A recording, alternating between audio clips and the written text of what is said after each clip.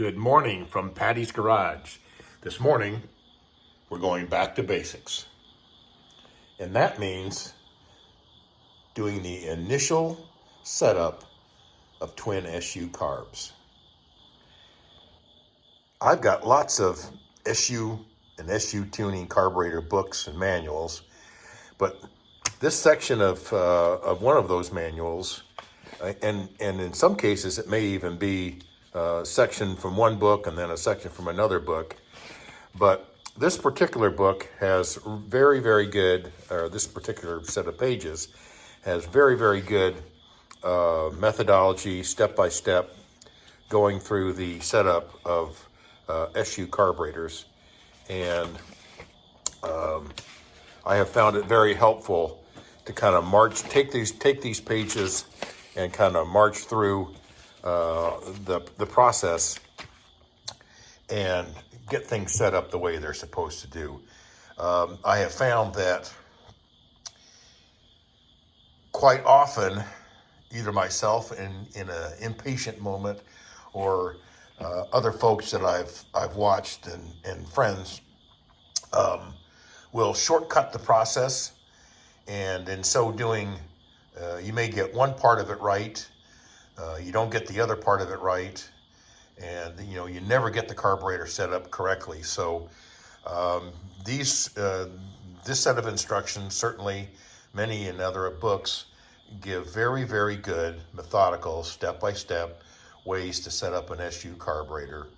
And I found that you just don't want to take shortcuts in this process. So while these carburetors were set up initially using this method, I've changed the head, which changed the valves and the breathing and so forth. And so I'm going to go back, make sure that I know exactly where these carburetors are set up. I've changed needles in a previous video, so that I have I went from a V3 or a GG needle, and I'm now into a GY coated needle. And so I am just going to go back and go step by step, make sure everything is working in these carburetors before we try another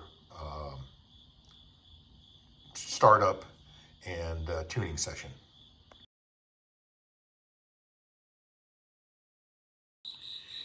And I've said we're going to follow these instructions exactly, but of course the first thing I'm going to do is skip the first step. You're supposed to bring this up to normal operating temperature when you're doing these carburetor adjustments, but this is basically an initial adjustment, so I can't bring it up to normal operating temperature. So we're going to skip A and B, which is warming up the engine and switching off the engine. And we're going to move on to adjusting the throttle adjusting screw. This is often called the idle adjusting screw, I think.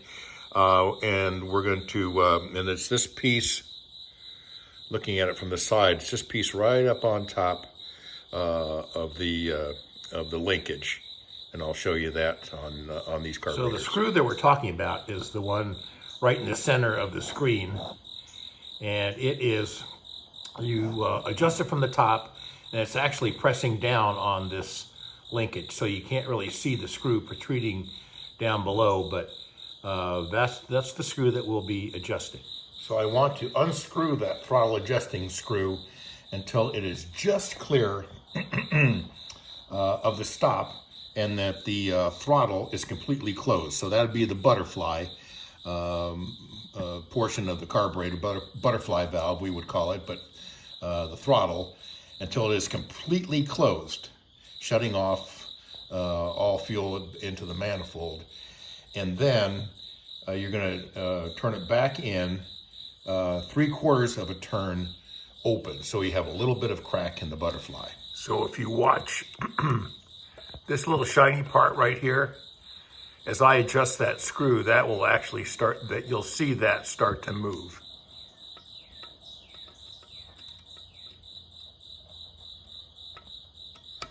Get my screwdriver in there.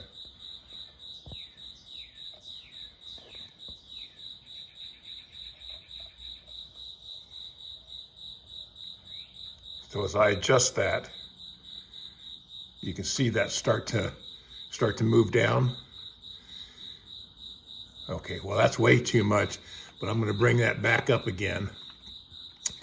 And what you want to do is you want to bring that up just till it stops moving, and then go back 3/4 of a turn. We now have this screw and this screw. Those are the throttle adjusting screws. Are both horizontal. They're both 3/4 of a turn back from or open from their fully open position. These are also the screws that we'll be adjusting as we're synchronizing carburetors. So basically this is setting up both throttle openings to be identical.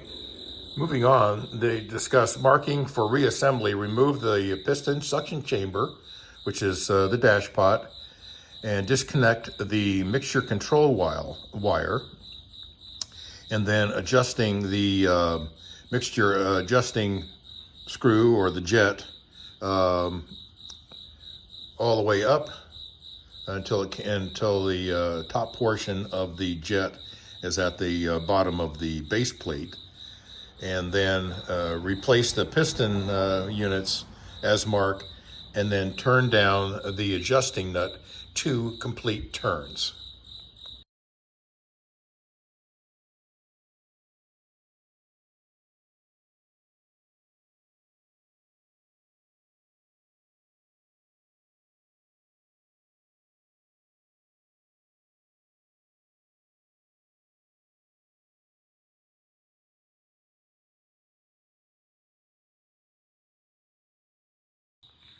With the dash pots removed, we can now raise the mixture adjusting nut, which is this nut down here marked in red, and we can raise that until it is level with the bridge of the jet.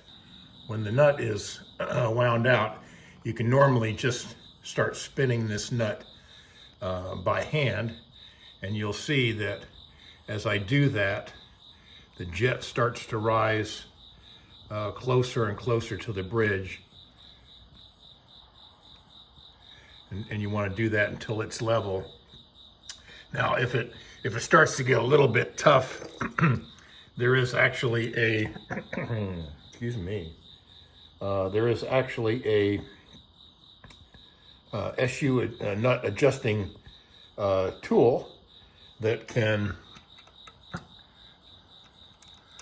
help you the rest of the way, just getting this nut turned until we reach the top of the bridge. Trying to do this with one hand, and excuse me, looking away. And we want to do that until that is just to the top of the bridge.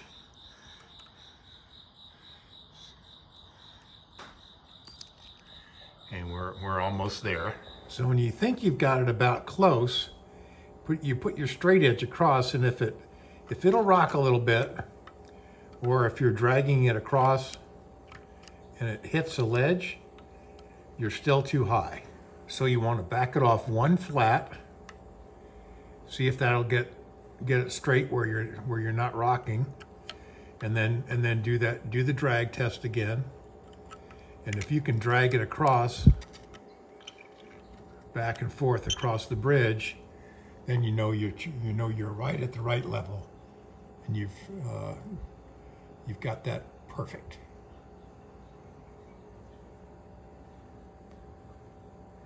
The next thing you do is then just mark that flat. This one right here. Mark that.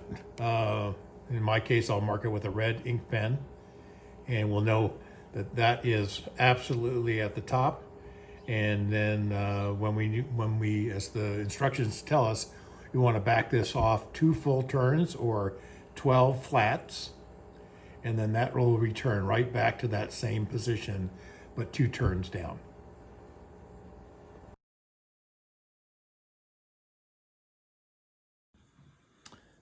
We have completed setting the mixture screw at first at the top across the bridge, and then we will now turn it down 2 full turns. But before making that adjustment, we want to reinstall the piston suction chamber with the unit as marked. Looking for my little, there's my little mark, so we know that that's the back carburetor. And just giving this a quick little test. See how that works. With the dash pots reinstalled with their pistons, I've added oil to the dash pot chamber down in the top of the pistons here. There's a tube, and that's been filled with oil where the dampers ride. This is the top of the damper, the little brass part of the top of the carburetor. So we left off both of the mixture adjusting nuts have been marked.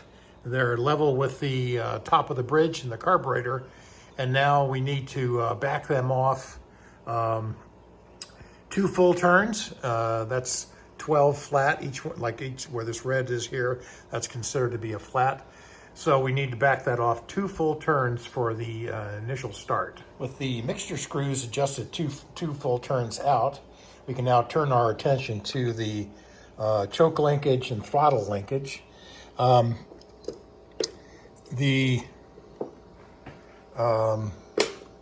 looking for, let me see if I can find my tool that I'm going to be using for that. I have kind of fought the size of the nut here, and then these that are back here, and just seems like they are just a slight bit off from standard. And I've tried metric, I've tried UNF or standard. One of these little nut drivers, let me see if I can. So that's 5/16, and that's just a little bit too big.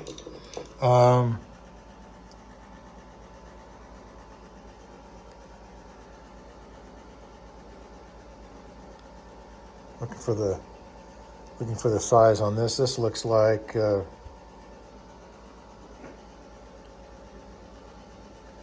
is that?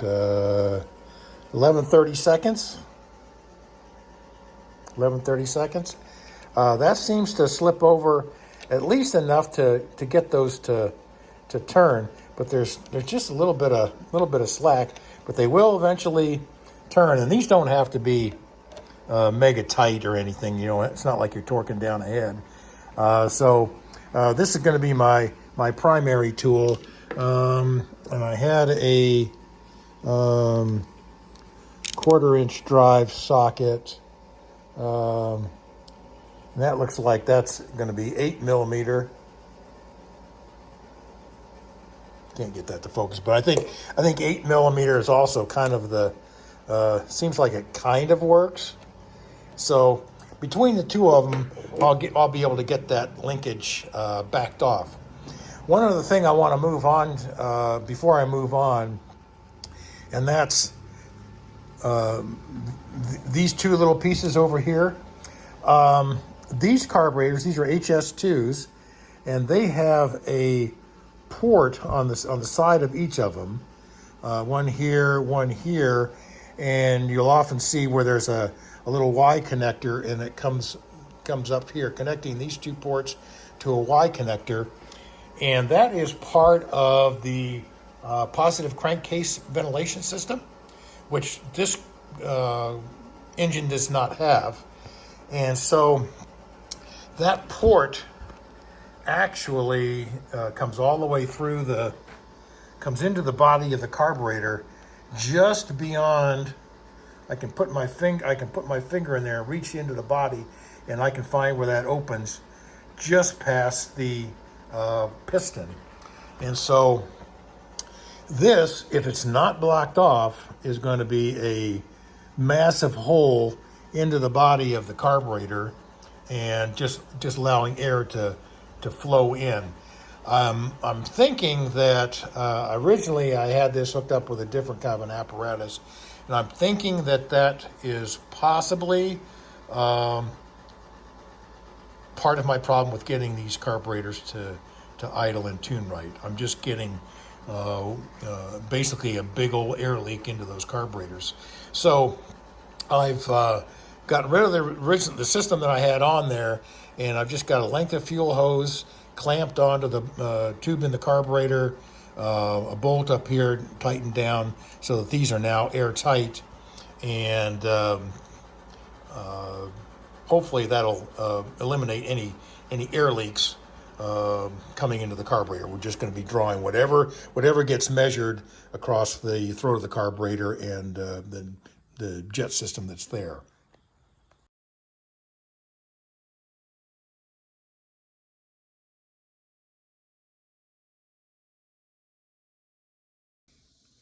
The next step in the process is to slacken off the clamping bolts on the throttle spindle and on the jet control or mixture area. So the number 7 are the back bolts, number 8 in the front.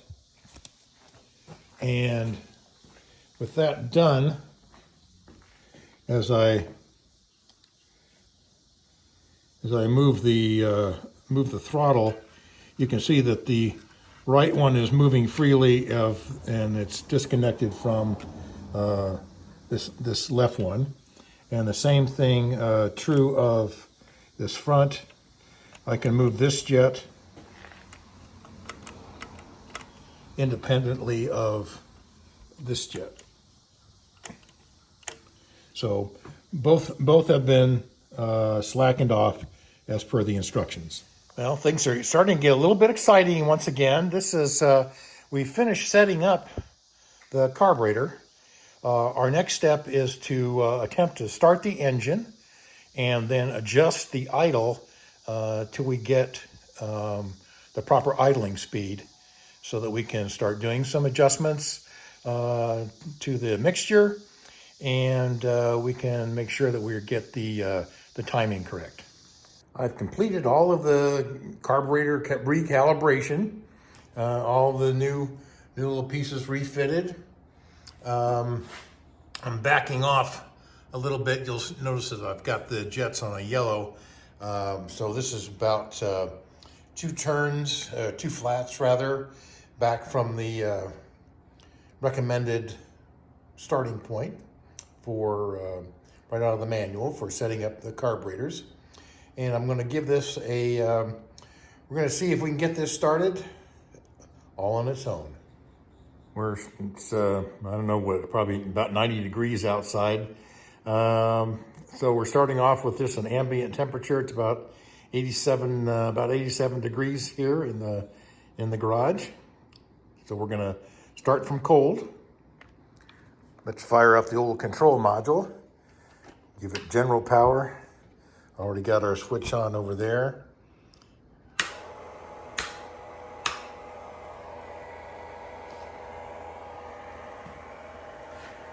We'll preheat our lambda gauge, air-fuel ratio gauge.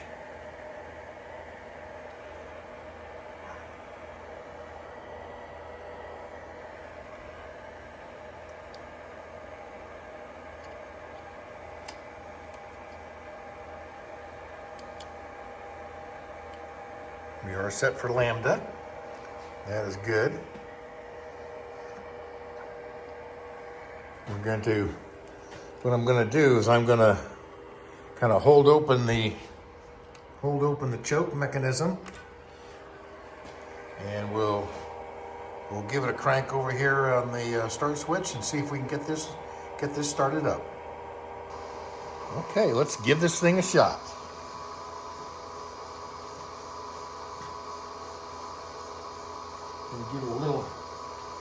Give it a little choke here.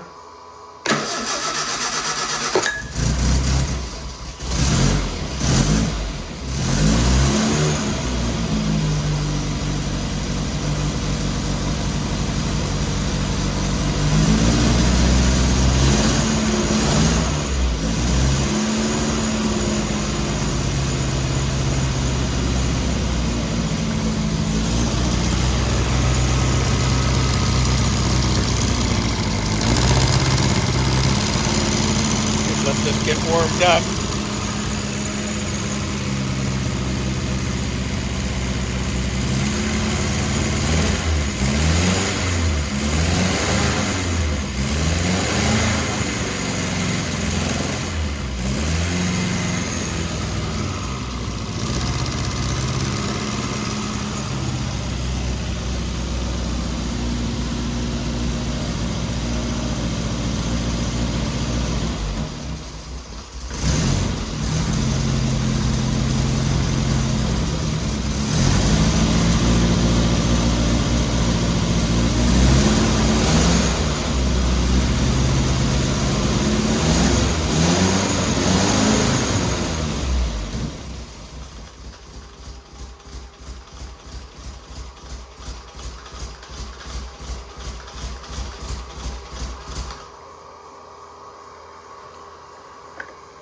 All right, not a bad test run. Obviously, we would have not gotten that up to wouldn't have warmed that up much, but we still need a little bit of adjustment. We're still going to need some take a look at timing, but it's good to know that it's starting on its own, and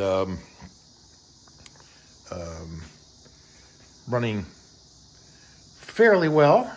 I'm sure it'll run well once we get it all warmed up. And a few more adjustments, either between mixture and or timing. It didn't look like, looking at the lambda gauge, nothing looked real unusual.